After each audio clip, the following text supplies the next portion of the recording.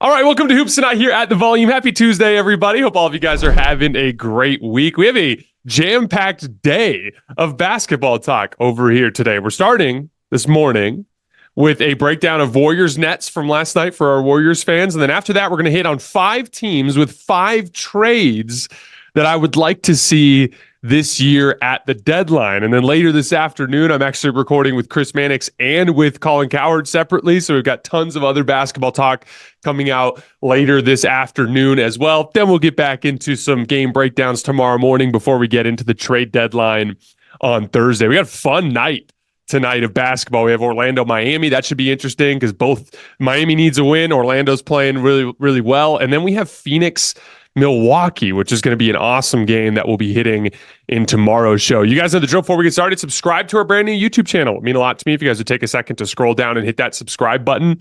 Don't forget about our podcast feed, wherever you get your podcasts under Hoops Tonight. It also is super helpful for those of you guys who use the podcast feed if you leave a rating and a review.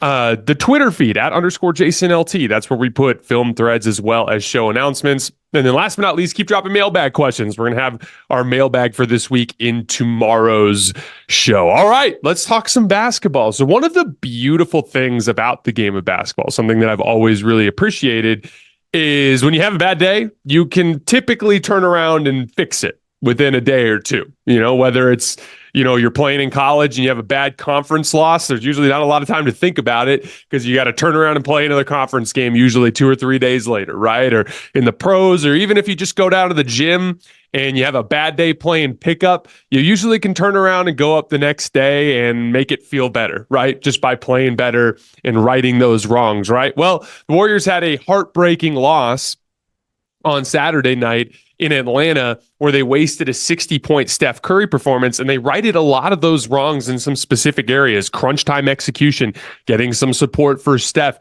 A big one was just getting better and sharper on the defensive end of the floor. Actually, ironically, it was the bench that fueled this win against Brooklyn. There was a kind of a strange lineup there at the end of the third quarter that ended up springing the run as Brandon Podziemski with Lester Quinones, Guy Santos, another big forward that we haven't seen much of this year, that kind of just provided that size and motor, which is so incredibly valuable in the NBA. Some solid point of attack defense as well. Jonathan Kuminga was the offensive fulcrum of that run, pushing out in transition, drawing fouls. He hit Kevon Looney on a cut to the basket when the Nets lost him. They straight ISO'd him against Mikal Bridges on the left block, and he just went to that little left shoulder fade that he's been hitting. Once again, all season long, we've been wondering whether or not Jonathan Kuminga would slow down as like a post-up kind of fulcrum weapon that they could go to, especially as just like a half-court option that isn't Steph Curry, and he just continues to be efficient. And we're going to get back to that when we start talking about crunch time. But like they ended up building a double-digit lead, going up by 10 points there in the early fourth quarter, and that just kind of changes the calculus of the way the end of the game is going to go. Because then when Steph comes back in, he's not in a situation where he's in a dogfight and he has to hit shot after shot after shot just to stay punch for punch with a Trae Young or punch for punch with a De'Aaron Fox or whoever it is that they're going up against. Instead, he's hitting stiff arm shots. He's hitting shots that are maintaining the lead and keeping that, distance or lower pressure. There's more margin for error. And that's the key, because margin for error has been one of the biggest issues for the Warriors this year. They can't afford to really get into super close games late because they've struggled so much, particularly getting stops and getting offensive support outside of Steph. And when you give yourself more margin for error, then when Royce O'Neal gets hot like he did there in that fourth quarter, he was the one guy for Brooklyn who really had it going. He's just a guy that can get really streaky hot from the three-point line, right? And when Royce O'Neal got hot and made a bunch of shots, he never was able to actually get the game to the point where it was in danger. It was all just kind of stuff that kept the game somewhat in reach, right? And so that margin for error made a big difference. So shout out to those guys. Again, Jonathan Kuminga leading the way with on the offensive end of the floor, and then everybody just playing really hard in that group. Specifically down the stretch, Guy Santos and Brandon Podziemski were super, super active on both ends of the floor, defensively, in help, especially on the offensive glass. Those guys had 5 offensive rebounds, some huge ones. Guy Santos just was constantly right around the front of the rim where he needed to be. Brandon Podziemski got a contested offensive rebound. I actually clipped this play and put it on my Twitter feed. where he was going up over a bunch of 6'8", 6'10" athletes and just rose up over everybody because he wanted the ball more and went to get it, right? Like we talked a lot about this concept on the show, the difference between, talent and like discipline when it comes to a good defense, and both parts are equally important.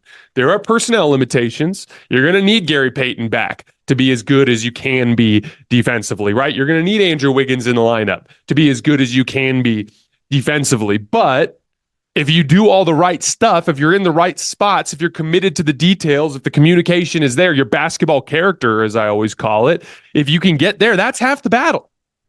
And particularly in matchups like this against the Nets, a team that don't have, like they're struggling in their own ways, right? Like Mikal Bridges is a number one option, has some limitations. Spencer Dinwiddie's had a bad season. He once again last night driving into traffic and throwing up BS and missing shots and complaining to the refs while they're running out the other way. He's just had a rough year, right? And like they got some young guards that like Dennis Smith Jr. and Cam Thomas that can struggle with decision making and defense and stuff like that. So like in a group like that, if you do the right stuff, like if you just are in the right spots, you can go a long way towards causing their offense to have issues. And then when you play against the best teams in the league, that's where you need both. That's where you need the personnel strengths and the schematic strengths. But I thought last night was a big step forward just in terms of the commitment that the Warriors need to make to being a better defensive team. And then down the stretch, I really, really liked the versatility that Golden State went with in terms of their offensive approach. We talked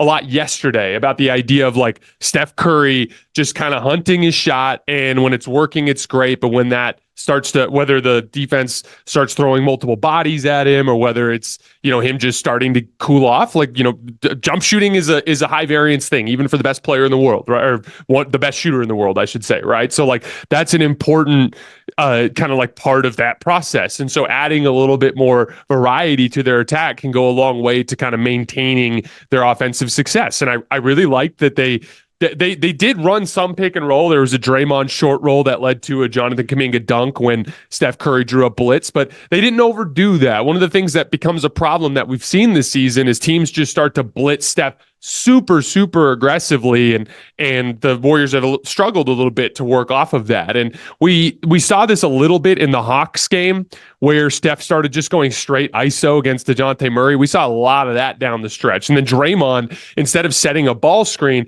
he'd sit in the lane and basically like box out the help defender, like screen the help defender just so that he can't step over and help on Steph. And then he ended up icing the game with a floater that was an and one, where beat a guy in straight ISO, then he was getting just kind of slowed down and waited for the back pressure to come, drew the foul, and made the little floater. But the big kind of thing that stood out to me was there was a big possession down the stretch of the game where the Nets kind of, because again, the Nets kind of kept it close with those Royce O'Neal threes, where Steph just straight up went to Jonathan Kuminga on the left block in a post up against Royce O'Neal, and he drew a foul. And I thought a couple of different things. One, like the trust that Steph was showing. And again, we talked about this. I actually was pitching this in yesterday's show, but before last night, Jonathan Kuminga was 7 for 13 in crunch time this season. That's over 50%. Again, this season, a post up for Jonathan Kuminga has been worth well over a point per possession. And it helps in a bunch of different ways. It's rest for Steph, but it's also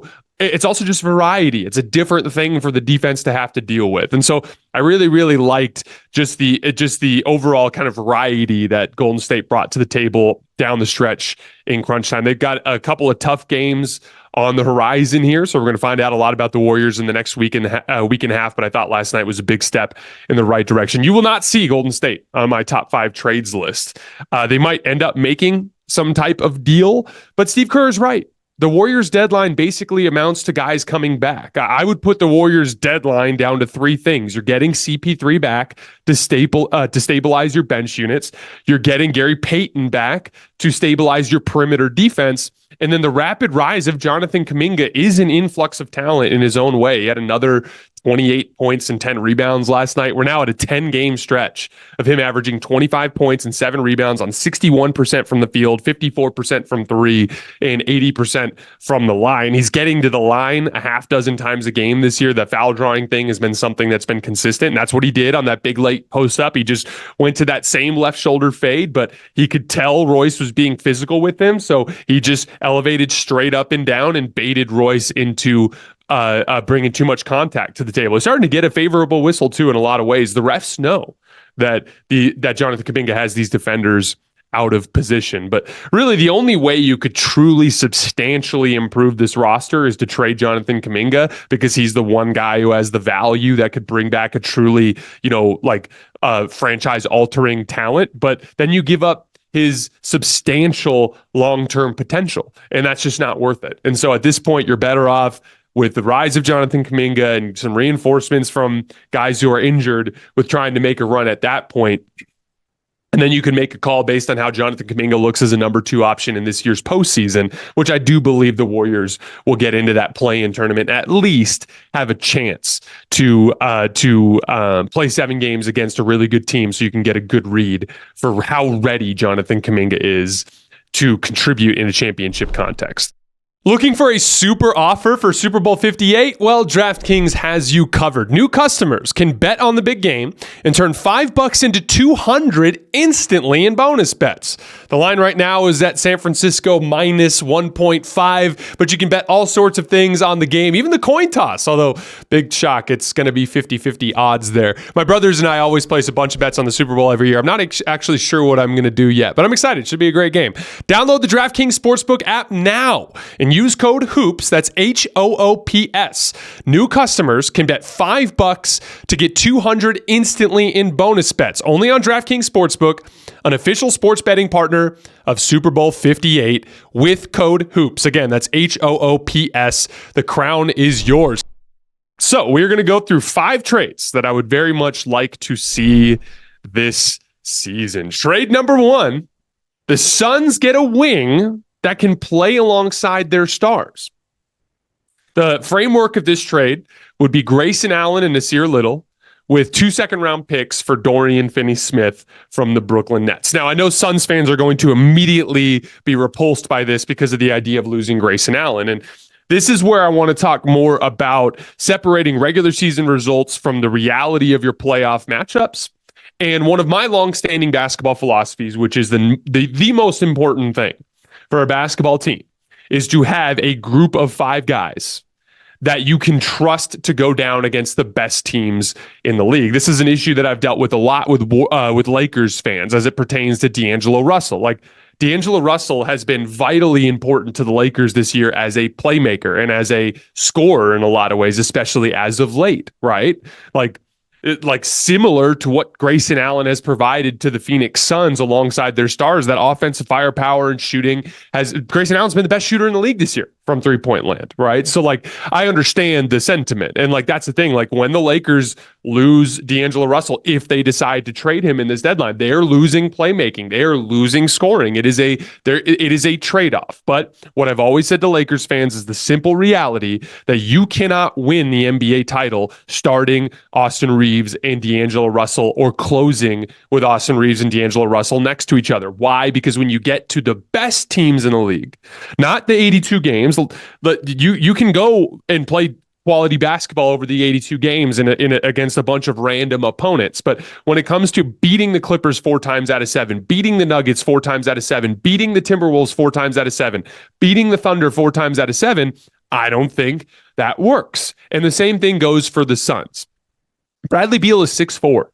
Devin Booker is 6'6" and is not particularly strong or athletic.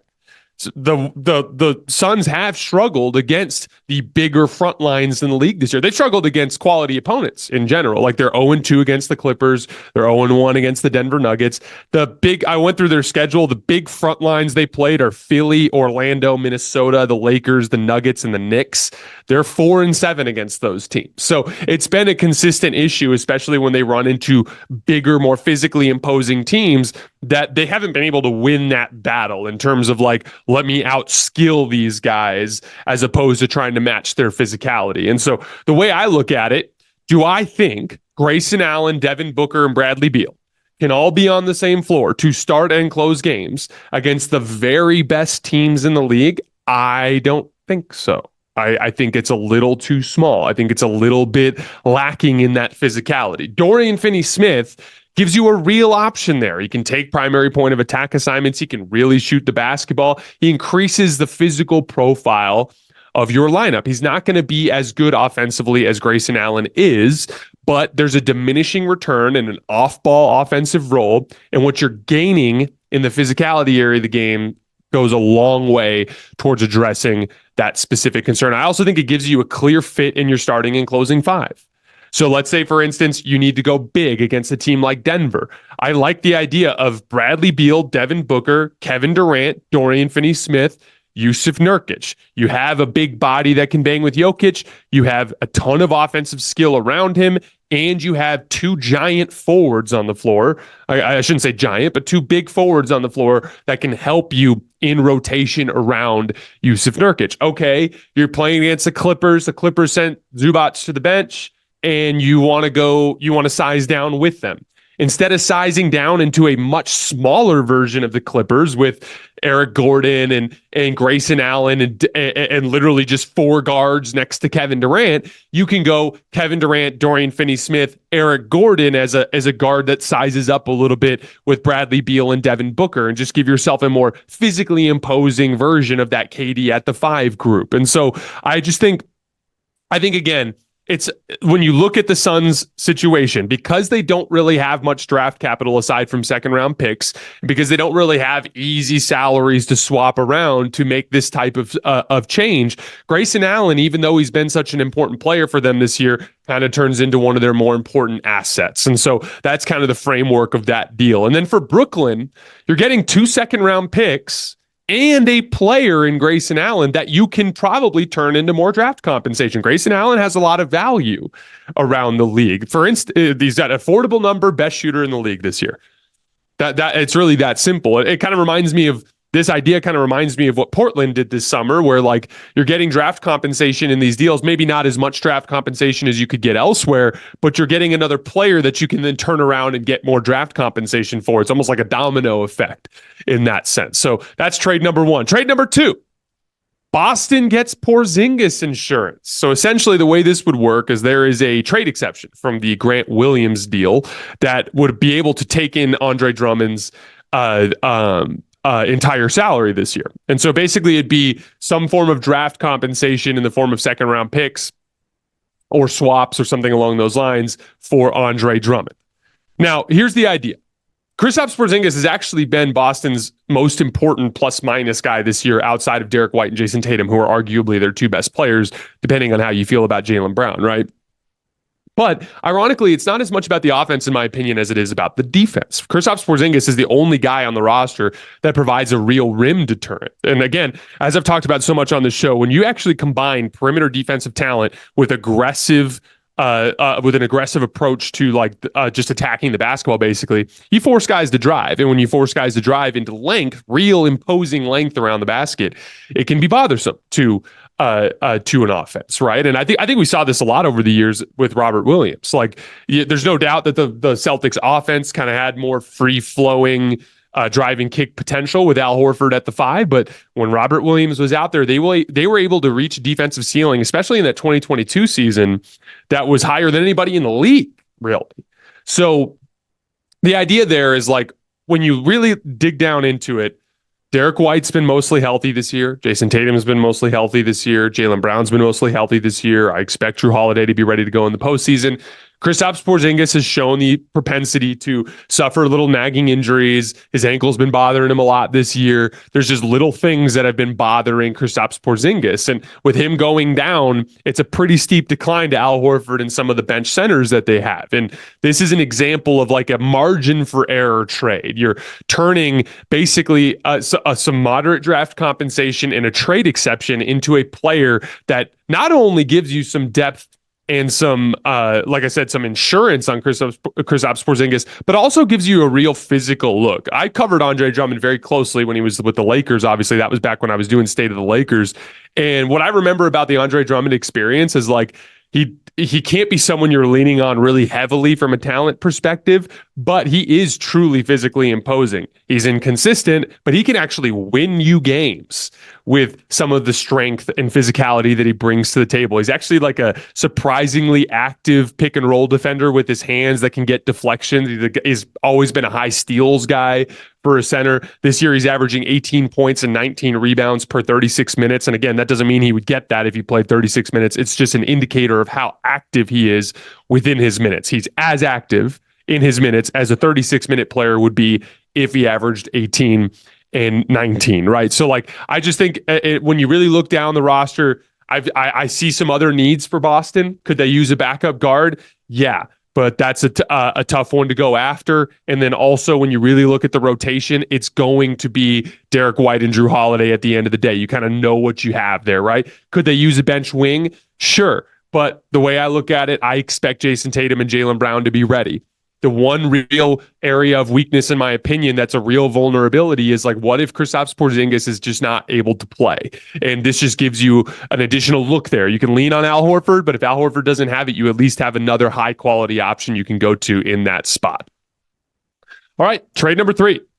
The Bucks get a two-way guard to put next to Damian Lillard. So the framework of this trade would be MarJon Beauchamp and a second-round pick, specifically a second-round pick they have from Portland that is projected to be in the upper half of the second round. So it effectively is like a very late first round pick, if that makes sense.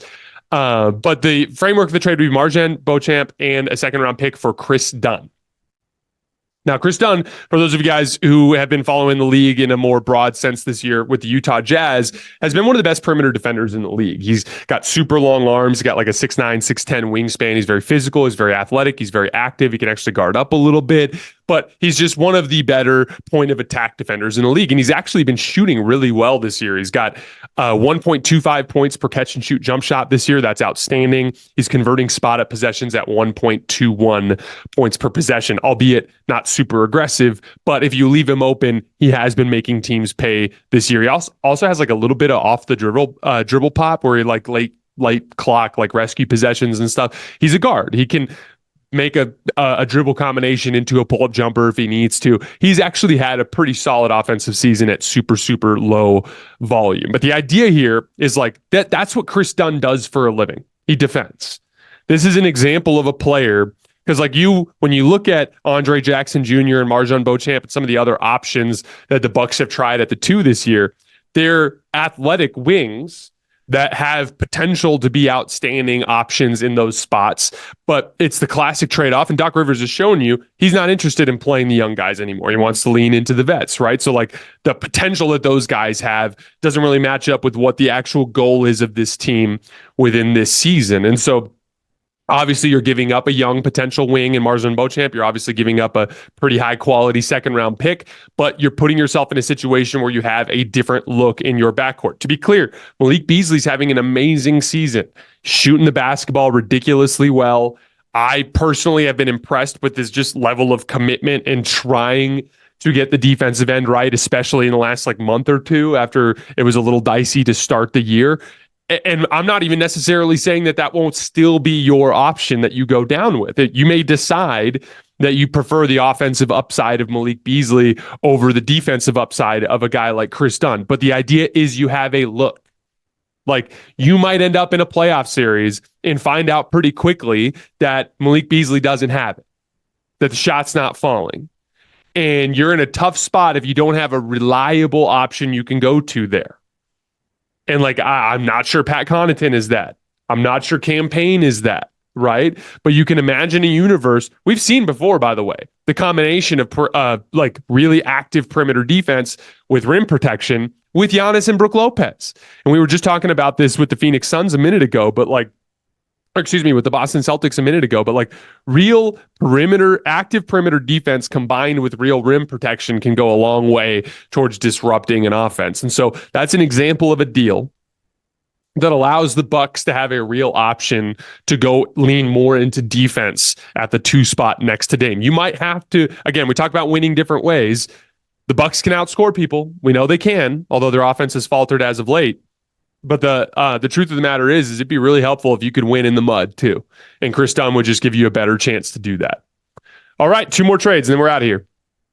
Next one, the Lakers form a big four. So you guys have probably all seen the framework of this trade. It's been thrown around by a million people, but the basic gist of it would be D'Angelo Russell to the Brooklyn Nets, Spencer Dinwiddie and the Lakers 2029 first round pick to the Atlanta Hawks, and DeJounte Murray to the Lakers. Now, DeJounte has been playing pretty well as of late, so the Lakers might even have to throw more draft compensation on top of that. But basically, the gist of it is draft compensation and D'Angelo Russell, with the Nets fulfilling the third team role in that to take on D'Angelo Russell and send Spencer Dinwiddie to the Atlanta Hawks. But draft compensation is essentially what Atlanta is getting in the process. So a couple different things. First of all, I actually think D'Angelo Russell is a really good player, is having the best season of his career, and specifically is good with offensive organization, which is a point of weakness for the Brooklyn Nets. And so in a lot of ways, like, I actually just think D'Angelo Russell is a better fit for Brooklyn than Spencer Dinwiddie is, a player that they've been pretty frustrated with this year.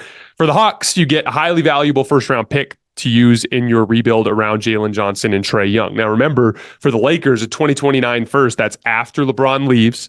This is an organization that has, we're not going to get into it today, but they have really, really screwed the pooch on this one in so many different ways over the course of the last, 5 years, between letting Brook Lopez go for nothing, letting Julius Randle go for nothing, letting Alex Caruso go for nothing, the Russell Westbrook trade, just the sheer lack of understanding or appreciation for how important quality role players are alongside your stars. It's very possible that when LeBron James retires, that this thing goes nosediving into the ground. I would imagine if you ask the general managers around the league, that 2029 Lakers first is very, very valuable. And again, especially if they can squeeze some additional draft compensation out of the Lakers in lieu of how well DeJounte Murray's been playing. Specifically, as of late, DeJounte's been a big-time clutch shot maker, making a lot of big-time pull-up 15-footers and things along those lines to tie games, to win games, to ice games. He's just been a really, really good late game shot maker, and I think that's added some value to him around the league. I think teams are seeing just how important it is to have guys like that real firepower in the lineup, right? So again, like some highly valuable draft compensation to help you rebuild around Jalen Johnson and Trae Young. Jalen Johnson's so exciting. He had a tip dunk against the Warriors the other night where, like, he literally dunked it with his arms like out in front of him like this, like his head was at the rim. And I was like, this is just a disgusting athlete that you're building around with Trae. So the idea for the Lakers, DeJounte Murray would help the Lakers improve in a bunch of key ways. Number one, he would anchor their perimeter defense. This is something that has been an issue for them all season. It was an issue again in the Knicks game when they were having trouble finding a body to throw at Jalen Brunson. It's an even bigger issue now that Jared Vanderbilt's out of the lineup. DeJounte Murray is not the best perimeter defender in the world. He hasn't been as committed in those areas.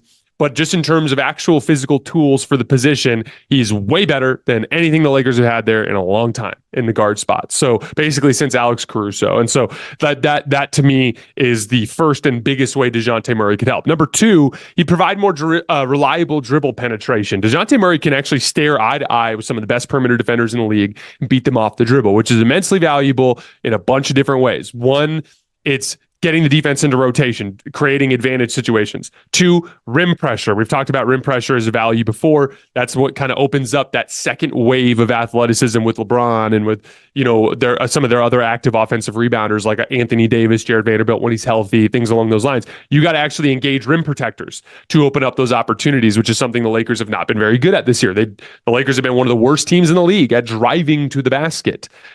Most of their activity in the paint comes off of touches in pick and roll that go to the roll man and post ups and things along those lines. They're two of the most active teams in the league in those categories. They're not a team that beats people off the dribble. DeJounte Murray can help significantly in that area. Number three, late game shot making. This has been a big issue for the Lakers over the years.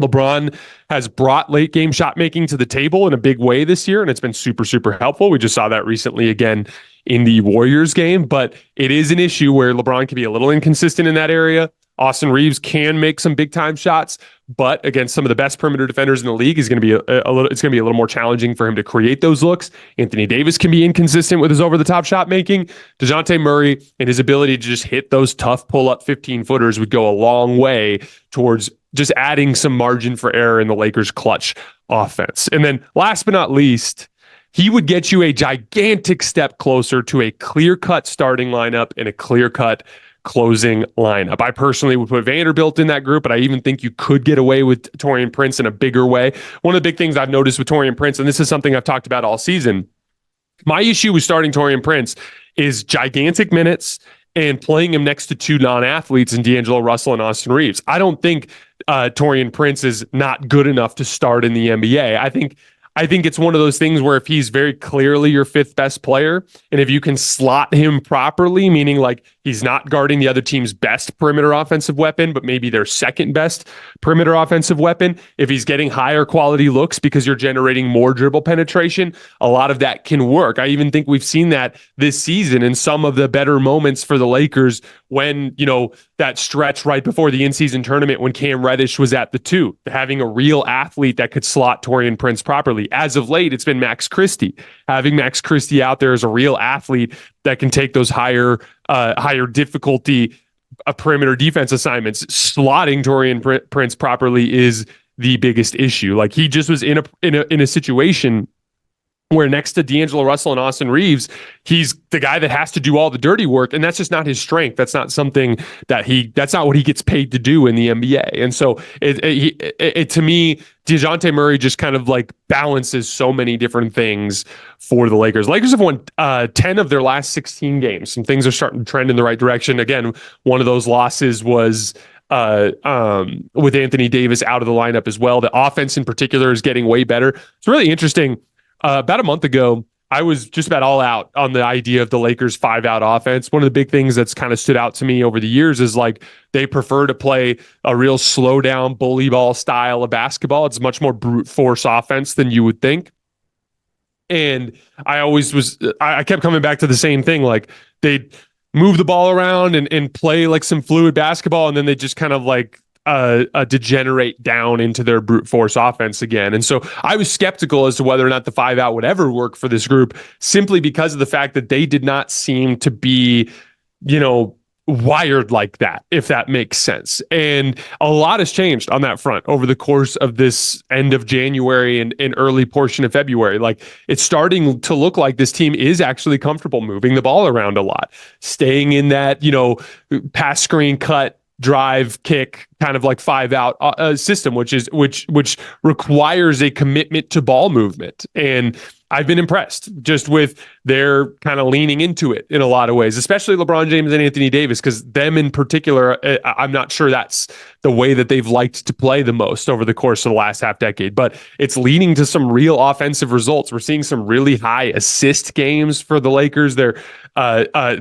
consistently getting these like 35, 37 assist games that just weren't happening early on in the season. And so a lot of encouraging stuff on the Lakers front. Again, like I said, I want to see a 25-game stretch where they're truly dominant.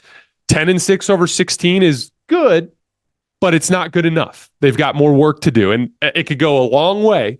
You beat Denver on Thursday, and you beat the Pelicans. I think it's on Saturday. Both of those games are at home. You win both of those games. Now we're talking about a 12-6 stretch, capped off by some real quality wins between beating Boston in Boston, beating the Knicks in Madison Square Garden, getting the monkey off your back by beating Denver, beating that Pelicans team that just beat them pretty badly when they went down to New Orleans. That's what stands in front of them. An opportunity to demonstrate a clear, like, we won 66% of our games over the course of a month and a half and beat a bunch of quality opponents. That to me is like one of those like check boxes that you have to check if you want to really have a chance to win the NBA title. And I thought this last week was a good step in the right direction for the Lakers. And then lastly, my last trade for today's show, the Oklahoma City Thunder finalized their core. So the structure of this trade would be something like Josh Giddey and Alexei Pokusevski, plus some large amount of draft compensation, whether that's 5 first-round picks or 4 first-round picks or whatever it is.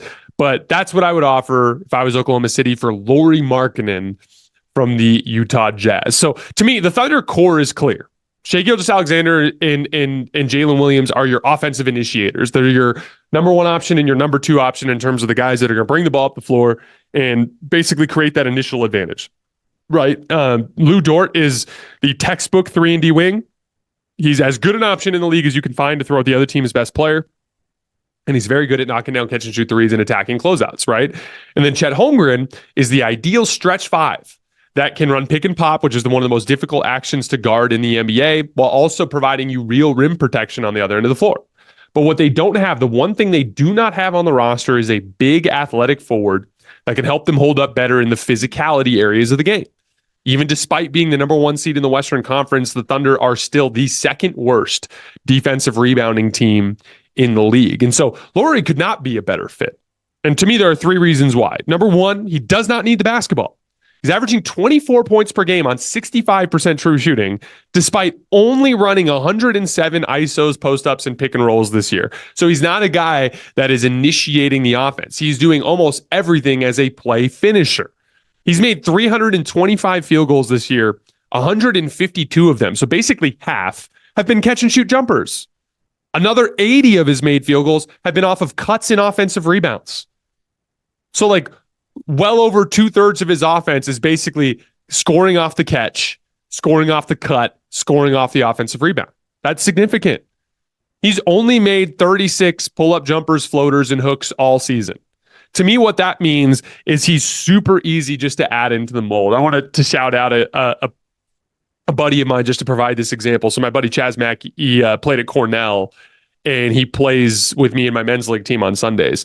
And it's funny because our team has an interesting construct. Like, me and this guy named Josh are basically the two primary ball handlers on the team. We both played in college. Josh is more of like a pass first guy. I'm more of like a score first guy. So we complement each other in that way. But Chaz is like a perfect fit for us because he never puts the ball on the floor. He often leads our team in scoring, but it never disrupts the flow of our team because he only plays off the catch. And so he'll sprint the floor in transition every single time. So if you see him up the floor, you can push the ball ahead. He's going to get a layup or hit a corner three while he's running in transition.